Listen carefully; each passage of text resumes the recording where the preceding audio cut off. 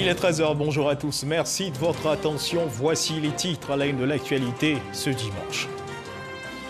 La CADA, la coordination africaine des droits de l'homme pour les armées qui renforce les capacités des forces de défense et de sécurité sur la justice pénale internationale et sur les axes du code d'éthique et de déontologie militaire.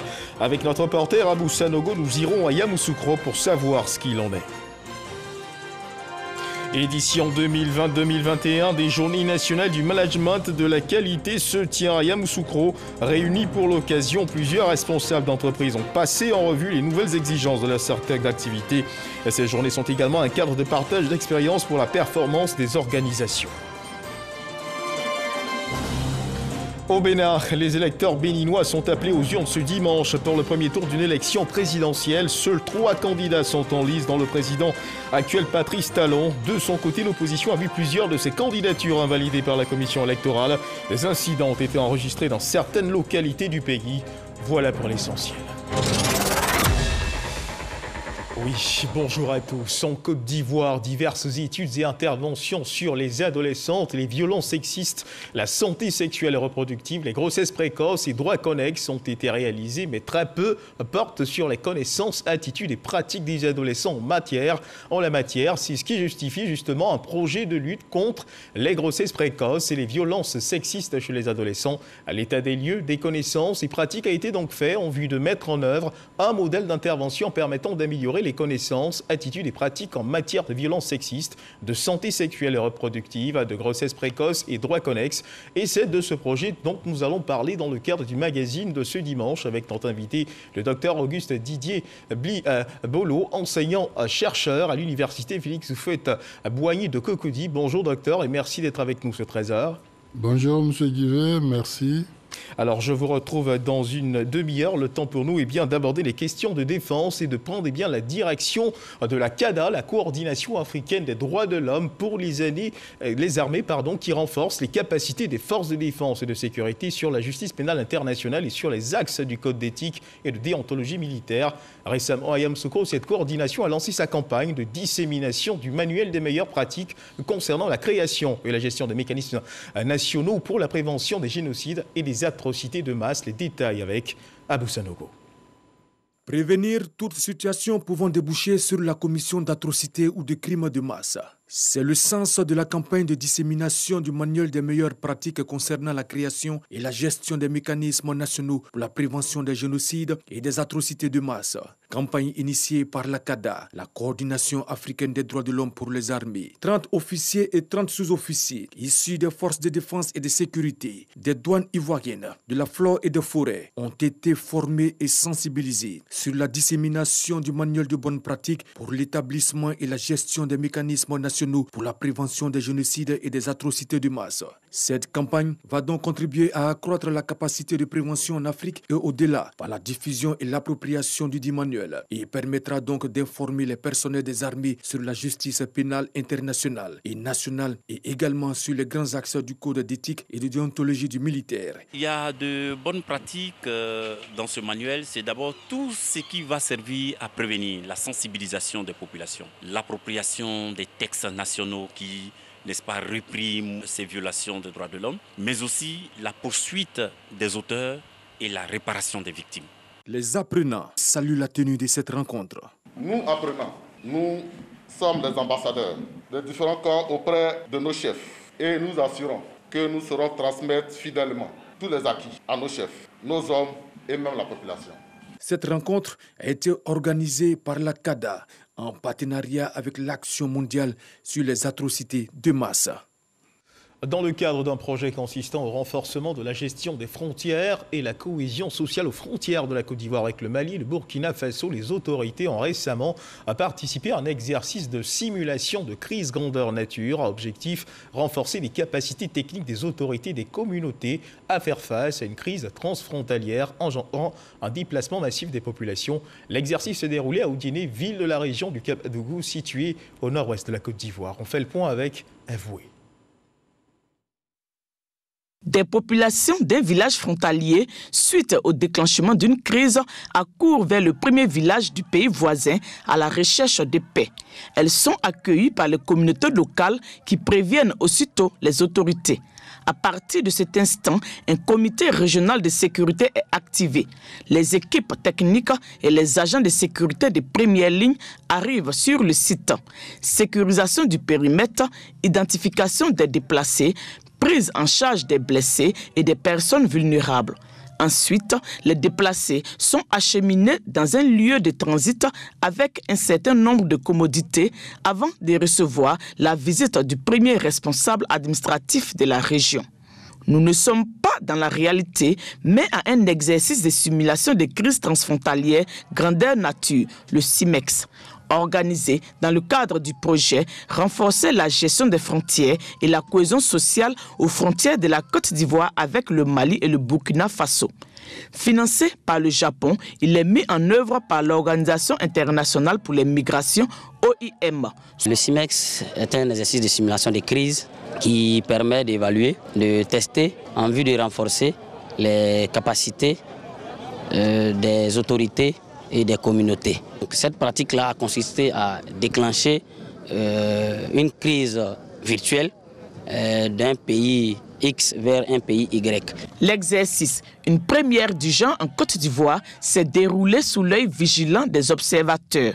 Nos missions ici, c'est de voir les forces de sécurité, la façon dont elles ont géré la crise. Et quand beaucoup de personnes se déplacent comme ça et traversent une frontière, toutes ces personnes ne sont pas de bonne moralité. Il y a parfois des infiltrés, il peut y avoir des gens mal intentionnés. En termes d'acquis, il faut dire que les forces de sécurité ont été mobilisées, ont été prontes. Les acteurs de la santé aussi ont été prontes dans la prise en charge. Maintenant, ce qui reste à corriger, on va le dire, c'est la coordination. Il y a des failles. Et au niveau de la critique, ce sont ces failles-là qu'on va mettre en exergue pour que dorénavant, chaque structure de sécurité, chaque structure sanitaire puisse les intégrer en vue de pallier à d'éventuelles crises transfrontalières. Cet exercice est important pour nous et en même temps qu'il nous permet de revisiter, il nous donne d'autres éléments que nous incrustons pour que si d'autres circonstances se présentent, que nous soyons à même de les affronter et d'être opérationnels sur tous les plans pour apporter assistance à ces personnes qui sont en détresse. Une séance de débriefing a mis fin à cet exercice de simulation. Les recommandations de la dite séance serviront à peaufiner le plan d'intervention régional, une sorte de boussole pour la région du Kabadougou et d'autres régions en cas de survenue de crises transfrontalières. Un exercice de simulation qui nous a été raconté par Eve Wouy, direction Yamoussoukro dans le centre de la Côte d'Ivoire où l'édition 2021 des Journées nationales du management de la qualité se tiennent. A réuni à Yamoussoukro, plusieurs responsables d'entreprises ont passé en revue les nouvelles exigences de leur secteur d'activité. Ces journées sont également un cadre de partage d'expériences pour la performance des organisations. Comme chaque année, la RTI est partie prenante de ces journées. Le reportage de Kader Sogodougou. Exigence, qualité, conduite d'innovation transversale et performance financière des organisations. C'est le thème principal des Journées nationales du management de la qualité. Il dirige différents domaines référents à la qualité dans des entreprises publiques comme privées. Leur présence à Yamoussoukro leur donne l'occasion de se retrouver dans une véritable école de formation continue au contact des pairs. Un cadre idéal de partage d'expériences. Initiateurs et experts ont en ligne de mire la performance des entreprises. Il s'agissait pour nous de montrer comment le respect des exigences que l'on retrouve dans la norme ISO 9001 dans sa version 2015 peuvent être à l'origine des innovations dans les organisations et que tout l'ensemble puisse apporter plus de performances financières aux entreprises. Il était important de savoir comment est-ce que le fait de s'engager dans la démarche qualité ne soit plus vu comme un centre de coût, mais plutôt un centre de profit. Comment est-ce qu'on s'organise de sorte à ce que la qualité puisse aider l'entreprise à réaliser des marges importantes et à être davantage performante. Les Journées nationales du management de la qualité sont une initiative de MZK Group avec le soutien de la radiodiffusion télévision ivoirienne RTI. Plusieurs communications vont meubler ce rendez-vous. Et l'actualité, c'est également ce geste de reconnaissance au président de la République, Alassane Ouattara. La mutuelle du village de Lindoukro, village situé dans le département de Prikro, rend hommage au chef de l'État pour avoir permis au village de sortir de l'obscurité. Depuis le 21 mai 2020, le village a été mis sous tension grâce au programme national d'électrification rurale, ce qui lui a permis d'amorcer son développement. Les populations du village sont donc reconnaissantes au président de la République, Alassane Ouattara. Abou Sanogo. Le village de Lindoukro dans le département de Prikro sort de l'obscurité. Lindoukro désormais connecté au réseau électrique grâce au programme national d'électrification rurale mis en place par le gouvernement. Et pour marquer leur reconnaissance au président de la République Alassane Ouattara pour cette action de développement, les fils et filles de Lindoukro se sont retrouvés à la place publique du village pour lui exprimer leur gratitude. C'était au cours d'une grande journée dénommée Fête de la Lumière. L'électrification de notre localité va impacter positivement la vie de nos élèves, de nos épouses et créer à coup sûr des activités économiques que le manque d'électricité ne favorisait pas. Le parrain, tout en saluant les efforts de développement du chef de l'État, Alassane Ouattara, a invité la population à préserver le climat de paix qui prévaut dans la région. Le chef de l'État, Alassane Ouattara, a beaucoup fait pour la Côte d'Ivoire en si peu de temps et surtout pour le département de Prikro. Que ce soit Aswadié, que ce soit Morokro, que ce soit Lindoukro, que ce soit Kamleso, que ce soit Serebou, que ce soit Ngoumania, que ce soit Confesso, que ce soit tous ces villages ont été reconnaissants au chef de l'État. Je voulais vous dire merci. Les chefs coutumiers de Lindoukro et des villages voisins ont formulé des bénédictions à l'endroit du président de la République Alassane Ouattara et de son gouvernement pour les actions de développement posées dans leur région. Des activités culturelles et récréatives ont meublé cette journée de reconnaissance. Les femmes du Moronou ont convié les populations de la région à la célébration de la Journée internationale des droits de la femme au plan local. C'est l'inspecteur général d'État Wandoli Théophile qui a parrainé ces festivités.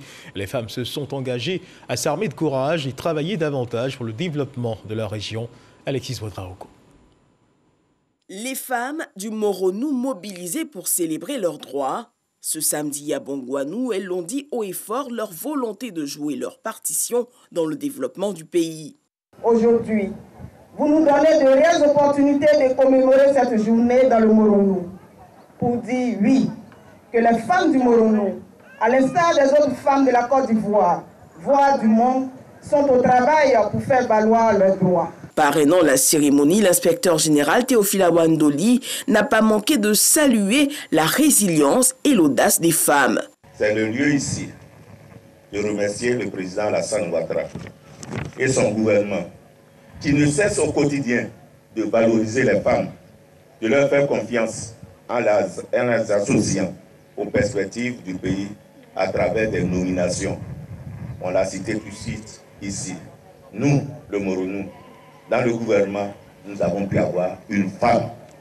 Ce sont ceux qui refusent de voir, qui ne voient pas que les femmes ont toujours été les piliers, les socles, les vecteurs de développement de nos sociétés africaines.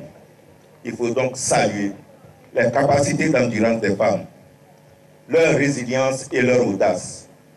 Femmes, vous êtes des vrais oreillers qui méritent du respect, de l'amour et de la reconnaissance. Les femmes du Moronou entendaient par cette célébration locale apporter leur pierre à l'édifice du développement de la région. Dans le département d'Issiar, les femmes du village de Dibeguyé sont désormais réunies au sein d'une association dénommée Azoali. La mission de cette association, lutter contre la pauvreté. Grâce à la culture du riz, ces actions se multiplient. Approvisionnement de la cantine scolaire, soutien financier aux femmes en détresse, pour ne citer que ces exemples. C'est ce que nous révèle Kader Sogotoko. Azouagui en ethnie Bété signifie « prenez soin des enfants ». C'est le nom que s'est donné l'association des femmes de Dibegoué dans la sous-préfecture de Namané. Nous sommes dans le département de Issia. Leur secteur d'activité, l'agriculture. Le faisant, elles veulent se donner les moyens de lutter contre la pauvreté et surtout participer à l'éducation scolaire de leurs enfants à travers l'approvisionnement de la cantine de l'école. L'association de Dibegoué a été créée il y a quelques années à l'initiative des femmes de Dibogwe en vue de créer des activités génératrices revenus telles que la culture de riz, de manioc et de maïs pour sortir de la pauvreté. Depuis la création d'Azouagui à son actif, plusieurs actions parmi lesquelles l'approvisionnement de la cantine en milieu scolaire. Pour marquer une pause après des activités champêtres rudes, elles initient des moments festifs chaque année. Pour la présente édition, les femmes Azouagui ont choisi comme parrain le député de Ouangolodougou, Traoré Drissa, qui représente pour elle un ambassadeur du développement local. Ces actions ont dépassé les frontières de Ouangolodougou jusqu'à Issia. L'honorable député salue d'ailleurs les efforts consentis par ces femmes. Votre démarche m'a agréablement surpris, car elle est d'une originalité inimaginable. Offrir une partie de vos durs labeurs à nos enfants afin de leur permettre de se nourrir à la cantine est un geste qui séduit les parents d'élèves que nous sommes. Combien d'élèves ont-ils abandonné le chemin de l'école faute de nourriture à midi?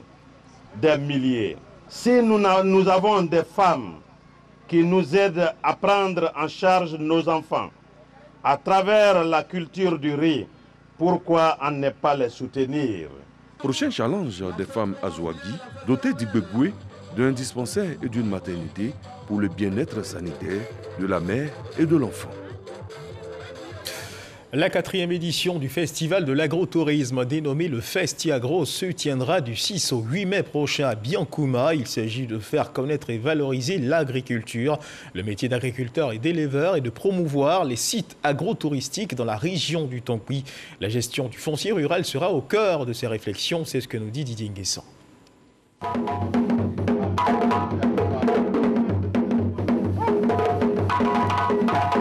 Le temps est donné pour le festival de l'agrotourisme dans la région du Tongui.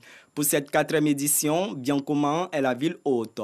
Les 6, 7 et 8 mai prochains, le festival va se décliner en plusieurs activités, notamment la formation des agriculteurs aux nouvelles techniques agricoles, un concours culinaire et une visite des sites touristiques de Biancouma. Nos parents n'ont pas encore compris comment il faut vendre une terre.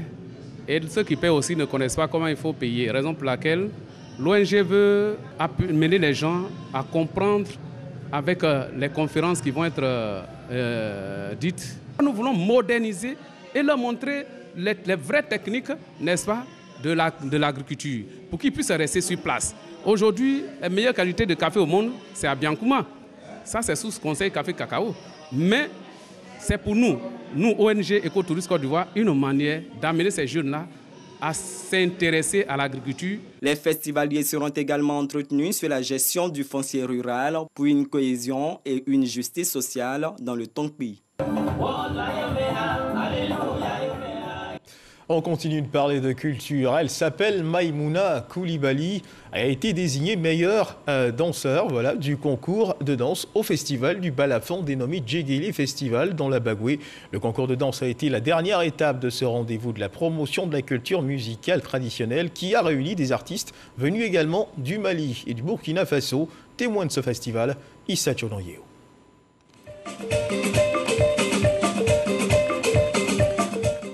C'est elle, la meilleure danseuse du festival Djegele, édition 2021. Maïmouna Koulibaly, grâce à sa vivacité et sa générosité dans l'effort, a eu les faveurs des membres du jury dans une compétition où 6 candidats étaient en lice. Après sa victoire, elle n'aspire qu'à une seule chose: bénéficier d'aide pour aller à l'école. Je suis très content. Je continue de danser le balafon. Malheureusement, je n'ai pas fréquenté. Je vous demande ce que vous pouvez faire pour moi, pour que moi je reçoive demain. Après la compétition du meilleur danseur du balafon, place au concert. Composé uniquement de femmes, le groupe Africama, toutes des étudiantes à l'INSAC, Institut national supérieur des arts et de l'action culturelle, fait son baptême du feu au Festival international du balafon.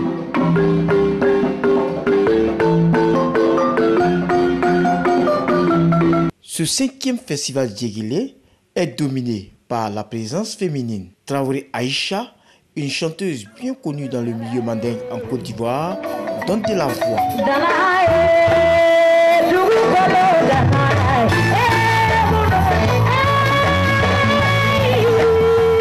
Habitué des grandes scènes, le groupe Djarabikan gratifie le public d'un récital riche et varié.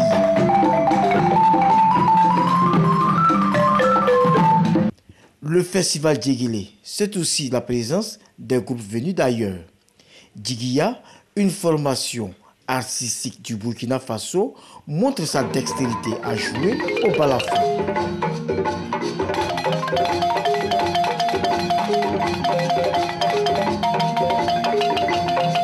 Je demande à tous les jeunes dans l'Afrique, tout le monde n'a qu'à prendre au sérieux à jouer le balafon. C'est un instrument qui est partout, très important, qui dit beaucoup de mélodies dans les balafons comme tu veux. Artiste confirmé au pays des hommes intègres, Ramagoni confirme son talent.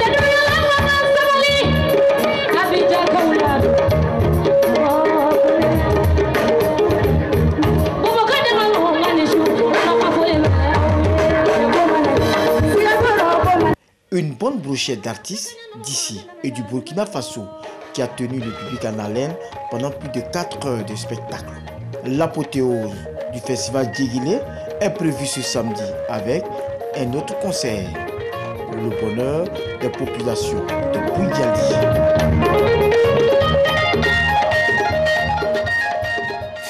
Voilà, des pieds qui trépignent au son du balafon, un instrument fort apprécié dans le nord de la Côte d'Ivoire, notamment à Korogo. Et on reste à Korogo, débuté le 31 mars. Les funérailles traditionnelles de l'ex-premier ministre Amadou Gon Coulibaly prennent fin aujourd'hui dimanche à Korogo. L'on note que les délégations sont venues de tout le pays apporter réconfort à sa famille. Hier samedi, c'était au tour des délégations de la CEDEAO, du district du Zanzan, de l'Andénié du Hablin, du Sud Comoé, de Lamé, de l'Agnébi Tiassa et des Grands Ponts de prendre leur place aux cérémonies traditionnelle de l'ex-premier ministre Amadou Gon Coulibaly. Plusieurs délégations ont été conduites par des membres du gouvernement à Mississauga. 2 semaines bientôt que le balafon résonne à Korogo. Les poros et les masques sillonnent la ville et différents rites sont exécutés. Korogo pleure son fils Amadou Gon Coulibaly dans la pure tradition sénoufo pour la seconde fois, mais pas seul. Depuis le jeudi 8 avril à la place Gondala au quartier Soba, les délégations venant de toutes les régions du pays ainsi que de la CEDEAO se succèdent pour traduire compassion et réconfort à la famille Gon Coulibaly. Chacun d'entre nous ici représente un auxiliaire à côté du chef de canton.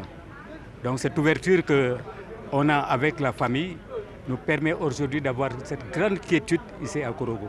L'homme a été trop tôt arraché à notre affection. Nous le pleurons tous les jours. Nous gardons de l'homme donc un homme d'État, un homme engagé, un travailleur acharné. Chaque région est venue apporter sa contribution pour le repos de l'âme de celui que l'on appelait affectueusement AGC ou le lion. Entre autres, Lamé, avec plus de 60 têtes couronnées, en passant par l'Agnébi Tiassa, le Sud Comoé et l'Indénié du Hablin avec son abondant.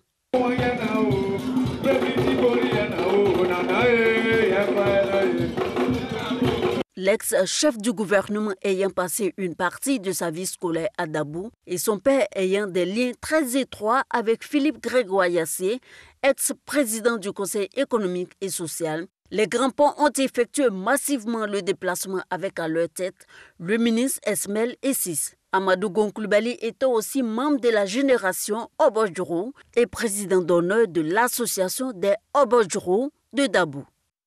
Il était plus qu'un frère de génération, un frère par la tradition, un frère par l'histoire, un frère au niveau professionnel. Et les Grands Ponts, qui comprennent donc le département de Jacquesville, de Grand Laou et de Dabou, ne pouvaient pas ne pas être présents à ces grandes cérémonies traditionnelles. Les alliés du district du Zanzan, à savoir le Gontougo et le Bunkani, n'ont pas dérogé à la règle. À leur tête, le ministre d'État Adjoumani Kwasi Kobenan et la ministre Niale Kaba ont effectué le déplacement avec 3 danses traditionnelles. Des danses qui ne sortent qu'à de grandes occasions pour magnifier l'homme.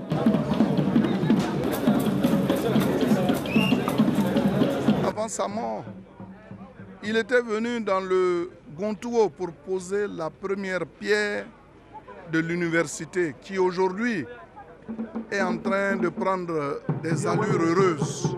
Nous étions devenus des frères et donc il est tout à fait normal que nous soyons là pour prendre notre part de deuil. Pour soutenir la famille, des dons en nature et en numéraire ont été effectués par les délégations.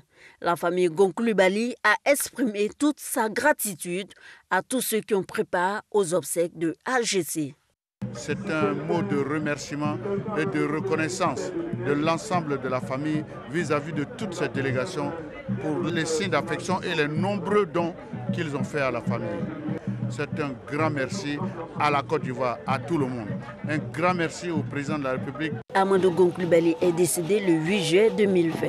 Il a été inhumé le 17 juillet. Ses funérailles traditionnelles prennent fin ce dimanche 11 avril. Et ici à Abidjan, hier samedi à 19h, l'instant était au recueillement à l'église Notre-Dame de la Tendresse de la Riviera, 10 mars 2021, 10 avril 2021. Voilà déjà un mois que l'ex-premier ministre Ahmed Bakayoko a tiré sa révérence. Les populations continuent de chérir son souvenir, son successeur. Le nouveau chef du gouvernement, Patrick Hachi, a fait une demande de messe d'action de grâce en sa mémoire qui s'est tenue justement hier samedi. Ce qu'il faut également savoir, c'est que des prières ont été dites pour le repos de son âme et de soutien à son épouse ainsi qu'à leurs enfants. Alexis Ouedraogo. Prière et recueillement pour le repos de l'âme de l'ancien Premier ministre Ahmed Bakayoko. Ce 10 avril, voilà exactement un mois qu'il tirait sa révérence. À la demande de son successeur, le nouveau chef du gouvernement, Patrick Hachi, une messe d'action de grâce a été dite en sa mémoire à l'église Notre-Dame de la Tendresse de la Riviera. Prière pour le repos de son âme et pour soutenir sa veuve et ses enfants. En présence de plusieurs membres du gouvernement, famille, amis et proches autour de Yolande Bakayoko. Le 18 avril prochain, la cérémonie de 40e jour à Séguéla, un autre moment de recueillement dans la pure tradition musulmane dont il était pratiquant. Et dans l'actualité internationale, nous le disions dans les titres, les Béninois sont appelés aux urnes ce dimanche pour le premier tour d'une élection présidentielle. Seuls 3 candidats sont en lice, dont le président actuel Patrice Talon. De son côté, l'opposition a vu plusieurs de ses candidatures invalidées par la commission électorale. Des incidents ont été enregistrés dans certaines localités du Bénin. Le président de la commission électorale nationale autonome a d'ailleurs lancé un appel au calme.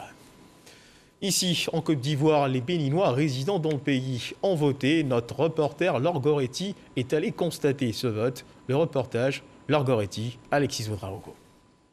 Ce dimanche 11 avril, jour d'élection au Bénin, près de 5,5 millions d'électeurs sont appelés aux urnes pour élire leur chef d'État. Avec eux, ceux résidant en Côte d'Ivoire. Je viens d'accomplir mon devoir citoyen, acte citoyen, acte patriotique. Et à l'image des compatriotes du Bénin, les Béninois résidant en Côte d'Ivoire sont sortis exercer leurs devoirs. Je viens de voter et ça me fait un grand plaisir. Je remercie sincèrement le gouvernement qui a pensé à nous en Côte d'Ivoire. Voter pour son pays, c'est très important. Quelle que soit ton préoccupation, c'est la première des choses d'abord. Donc j'ai fini, maintenant je peux aller à l'église. Les bureaux ont ouvert autour de 7 heures avec une affluence timide. Dans les locaux du consulat béninois à Abidjan, quelques ressortissants, eux, sont déçus de ne pas pouvoir voter. On est venu de San Pedro, on est arrivé ce matin pour accomplir notre devoir citoyen. À notre arrivée, il y a d'autres qui ont pu trouver leur nom sur la liste. Mais par contre, il y a d'autres qui n'ont pas pu trouver leur nom sur la liste. Donc, ce qui veut dire que nous autres, on n'a pas pu voter. Il y en a qui ne retrouvent pas leur nom sur la liste électorale parce que, ayant fait l'enregistrement dans une localité, n'ont pas accompli la formalité de transfert. Donc, ils sont surpris de ne pas être sur la liste ce matin. Et c'est bien dommage. Le centre de vote d'Abidjan est l'unique pour toute la Côte d'Ivoire, mais aussi pour le Mali, le Burkina, le Ghana et le Togo. Les dépouillements devraient commencer à partir de 16h, heure de fermeture. Et dans l'actualité internationale également, au Tchad, on vote ce 11 avril 2021 pour la présidentielle. Le président sortant, Idriss Déby Itno, âgé de 69 ans, brigue un 6e mandat. Et pour cette présidentielle, 7 candidats sont en lice, dont le président Idriss Déby. Une partie de l'opposition s'est retirée de la course et a appelé au boycott pour dénoncer les violences contre l'opposition. Un des enjeux de cette journée électorale va donc être la participation. Et il faut rester vigilant, mesdames et messieurs, la Covid-19 est toujours présente en Côte d'Ivoire.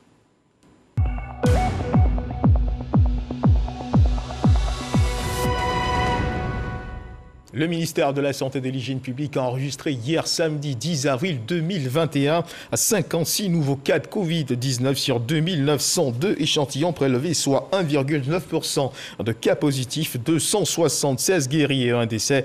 À la date du 10 avril 2021, la Côte d'Ivoire, notre pays, compte donc 45 145 cas confirmés, dont 44 473 personnes guéries, 261 décès et 411 cas actifs. Le nombre total d'échantillons est de 551 900. Le 9 avril, 5 673 personnes ont été vaccinées, soit un total de 66 496 personnes vaccinées contre la Covid-19. On parle toujours de santé. Ce qu'il faut également savoir, c'est que des organisations de la société civile, en partenariat avec l'Association internationale humanitaire Action contre la faim, ont présenté à la Bourse du travail de Trècheville les 6 nouveaux axes de leur projet d'amélioration des compétences des bénévoles contre la malnutrition en Côte d'Ivoire. Ces orientations visent à renforcer le plaidoyer, les mécanismes de suivi et les actions de communication engagées pour la nutrition dans le pays. Jean-Marc Djadji.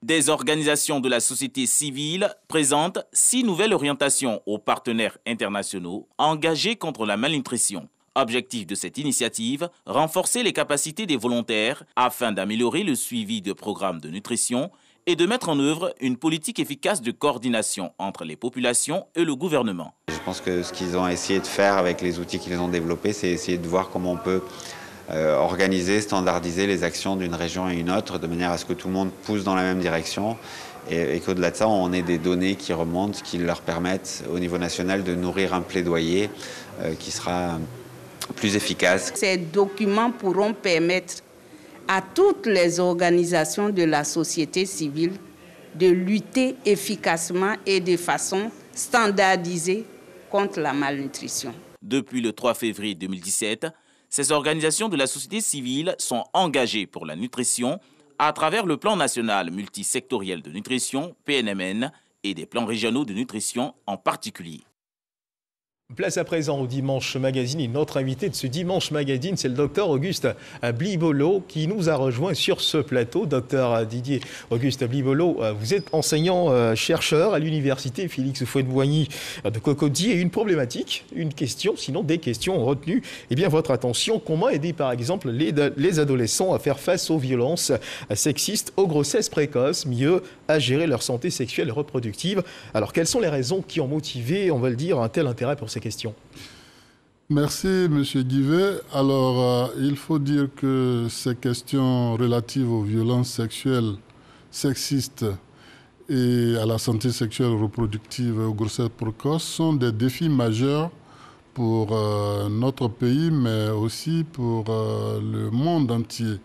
Parce qu'il faut savoir que près de 14 millions d'adolescentes deviennent mères.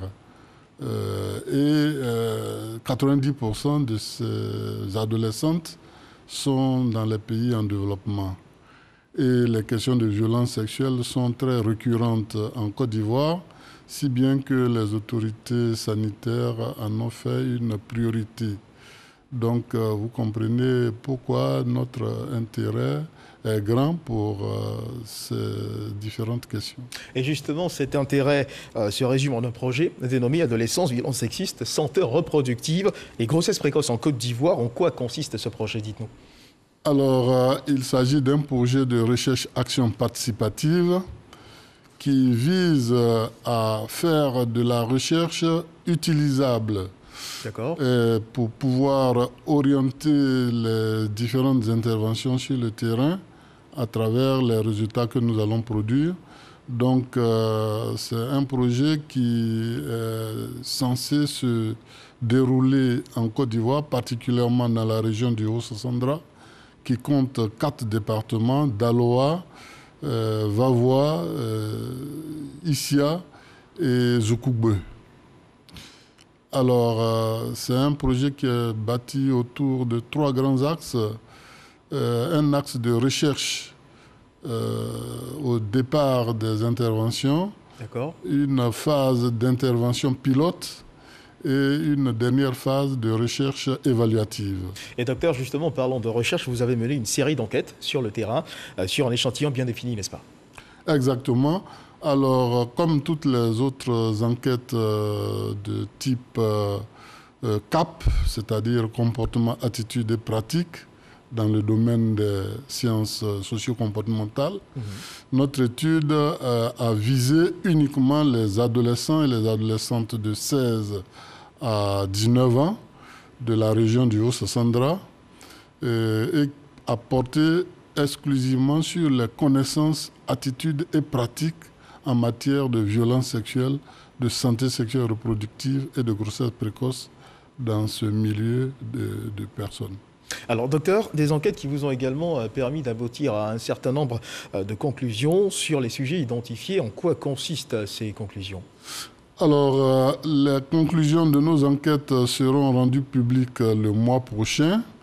Mais en attendant, pour cette circonstance, on peut noter quelques résultats préliminaires. Habituellement, on a l'habitude de penser que les adolescents et les adolescentes sont victimes de violences venant d'adultes, de personnes plus âgées. Mais notre étude montre que des adolescents et des adolescentes eux-mêmes sont acteurs de violences sexuelles sur d'autres adolescents. Et ça, c'est une première au niveau des connaissances de ce phénomène. Et il y a des chiffres qui illustrent parfaitement ce Alors, résultat. exactement. On sait par exemple qu'entre 2 à 8% des adolescents affirment avoir pratiqué du viol sur d'autres adolescents. Entre 7 à 17% affirment avoir fait du harcèlement sexuel. Et entre 1 à 16% affirment avoir pratiqué ce qu'on appelle les violences de type, je ne dirais pas léger, mais des attouchements des parties intimes, je m'excuse. Allez-y, je vous en prie. Oui. Donc, ce sont ces comportements, viol, harcèlement sexuel, manipulation des parties intimes, qui constituent les comportements dits qualifiés de violence sexuelle en Côte d'Ivoire. Et quelles sont les raisons qui pourraient expliquer de tels comportements justement au niveau de ces adolescents-là? Vos études ont certainement pu mettre en lumière certaines raisons. Exactement. Alors notre étude nous a également permis d'identifier parmi d'autres facteurs certains qui nous paraissent plus importants. Le premier facteur, pas par ordre d'importance, c'est le fait que ce sont des adolescents et ils n'ont pas conscience de la gravité de ces actes qu'ils posent en violant, en harcelant sexuellement et en faisant des attouchements des parties intimes de leurs camarades. Ils prennent ça comme du jeu. D'accord. Et ils n'ont pas conscience du fait que ce sont des actes graves qui peuvent entraîner la contagion en matière d'IST et de VIH-Sida, mais aussi entraîner des grossesses non désirées. Ils n'ont pas conscience que ce sont des actes qui sont punis par la loi. Ils prennent ça tout simplement pour du jeu.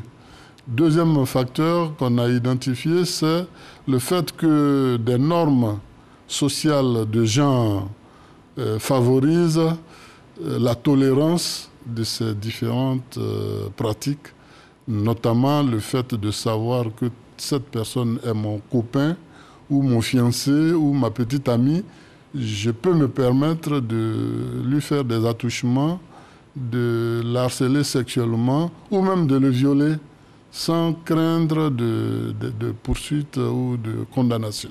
Alors des jeux dangereux qui peuvent avoir de terribles conséquences et justement les violences sexuelles qui ont pour conséquence occasionnellement aussi des grossesses précoces sur ces jeunes filles qui deviennent aussi des femmes avec le temps. Et notre reporter Sephora Zegui, vous allez le voir dans cet élément, s'est intéressé au sujet. Suivons ensemble ce reportage de Sephora Zegui.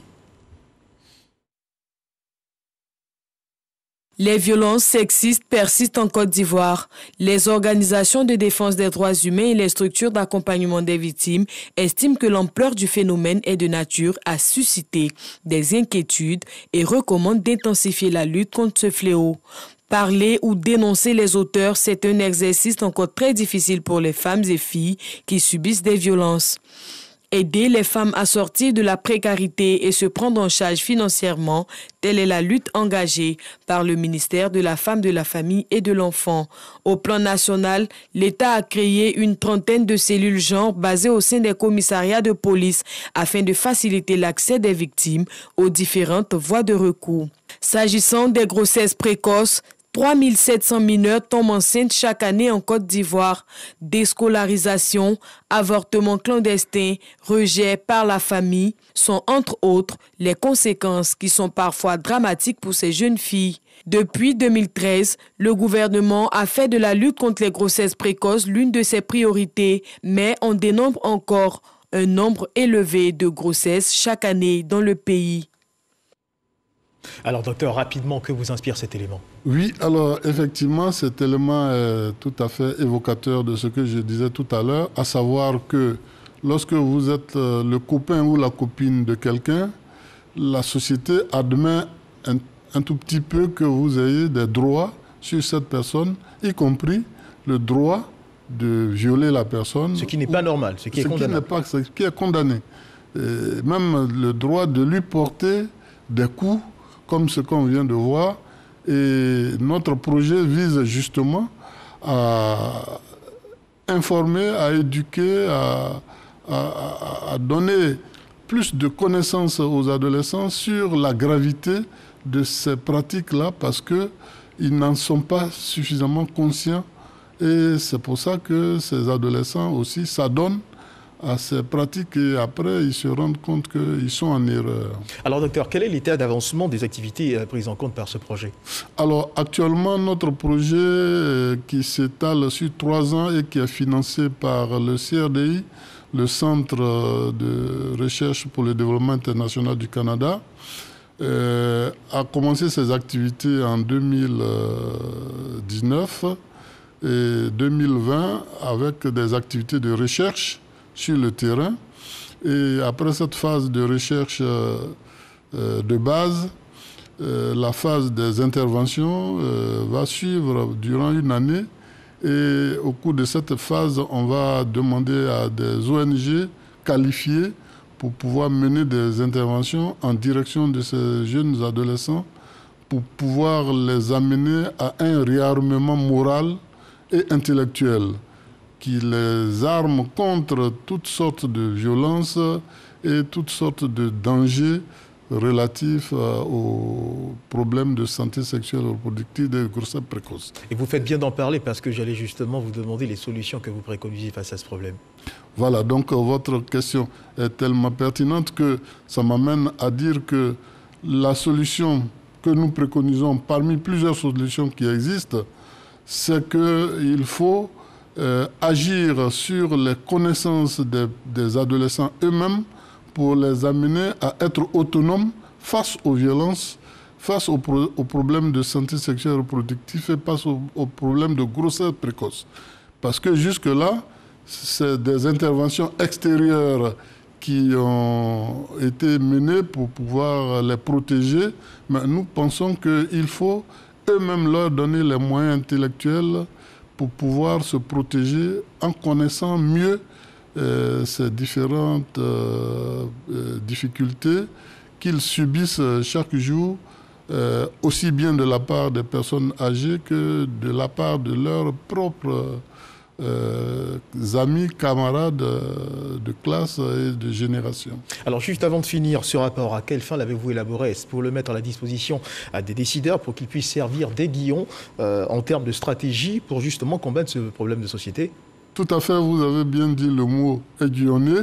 La recherche action participative que nous menons vise effectivement à orienter, à éclairer les interventions de terrain, aussi bien pour nos partenaires ministériels, institutionnels qui ont pour mission de lutter contre les violences sexuelles et les grossesses précoces, mais surtout pour le CRDI qui a besoin de ces données pour enrichir la base de données et enrichir la connaissance sur la question. Merci docteur d'avoir été avec nous dans le cadre de ce Dimanche Magazine. Juste avant de refermer les pages de cette édition, je rappelle que dans le cadre justement de ce Dimanche Magazine, nous recevions le docteur Auguste Didier Blibolo, enseignant-chercheur à l'université Félix Houphouët-Boigny d'Abidjan, venu échanger avec nous sur un projet de lutte contre les grossesses précoces et les violences sexistes chez les adolescents. Bon dimanche à toutes et à tous. Dieu garde la Côte d'Ivoire. C'est la fin des cours pour cette matinée. C'est dans cette maison